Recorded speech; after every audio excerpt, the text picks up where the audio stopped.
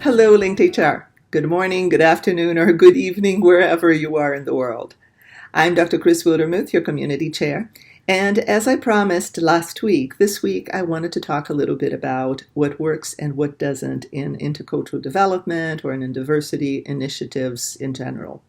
And I'm hoping that this week's announcement will start a discussion because I would really love to see what works and what doesn't work in your own organizations. I'm going to share 3 don'ts and 4 do's in terms of intercultural development. My first don't is don't move too fast. What I've seen organizations do is they go from 0 to 100 as if you could, I don't know, teach advanced calculus to somebody who doesn't know how to add 1 and 1.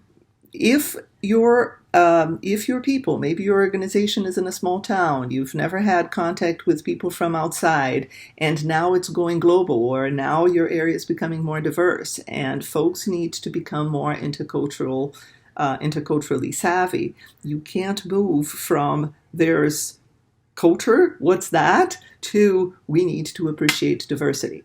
Appreciating diversity is an advanced concept, and in another section, in another program such as this one, I'm going to bring in the work of Milton Bennett, which is fascinating on that point. The second don't is don't use guilt as a weapon. It seldom works. The worst thing you can do is make people feel defensive, which is immediately what's going to happen. And the third don't is don't do it just to check a box, or at least if you are going to do it just to check a box, at least be honest with what you're doing and what you may expect. In other words, if you're trying to improve intercultural relations by giving people a 1-hour mandatory video that talks about their, I don't know, legal obligations, you can't expect at the end of that video for people to have better intercultural relations. The only thing you can expect at the end of that video is that you'll be able to tell some judge somewhere someday that you did something, even if that something was really not likely to go anywhere. Remember, it is a process, and it takes quite a bit of time. Now let's go for the do's. My first do is respect human nature.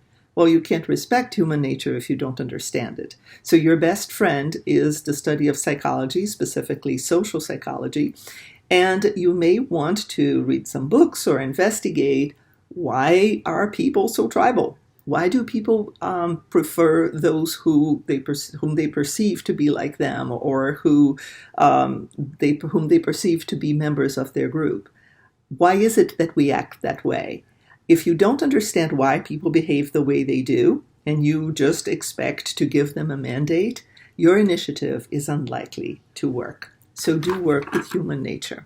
The second do is be patient. And perhaps one good thing that you could do in your organization is to think about how you can move people towards a culture of respect and forgiveness in general. People are going to make mistakes. Whenever you're having intercultural relations and intercultural conversations, whole bets are off. Communications can go awry. People may think that they're saying one thing, but what is being interpreted is something totally different. There's no way you can completely avoid that. So you may want to bring this to people's attention, perhaps have some exercises or simulations that help people understand why it is happening and be a little kinder to one another. The third do is to start with connections. Human beings like to perceive connections between each other. Mel and I, in our consulting practice, we call that conversity, which is an intentional conversation to look for connections. Why? Because people do like to perceive something in common with the people with whom they interact. Now, mind you, I am not suggesting that you start and end with connections, because at some point in time, people are going to have to understand that there are real cultural differences and experiences and styles of communication, and you name it.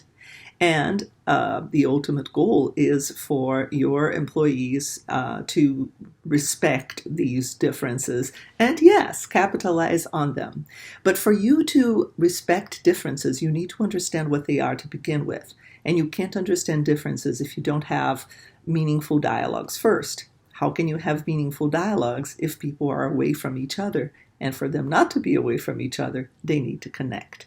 So that's why I often suggest to my clients, to my graduate students, to my colleagues, think conversity. In other words, think how you can help people build bridges early on and go from there. Now go from there where? And that's my fourth point, lifelong learning. So do think of an improvement in intercultural development just as you would think of an improvement of anything. It's a lifelong learning process. It's not a class. It's not an event.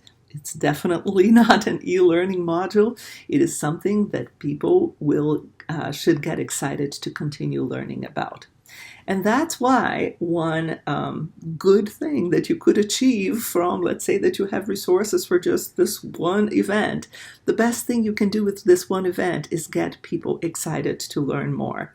And the worst thing you could do with this one event is make people feel guilty and encourage them not to want to learn more, because it's going to take more time. What about you? What about your organization? What have you seen working and not working?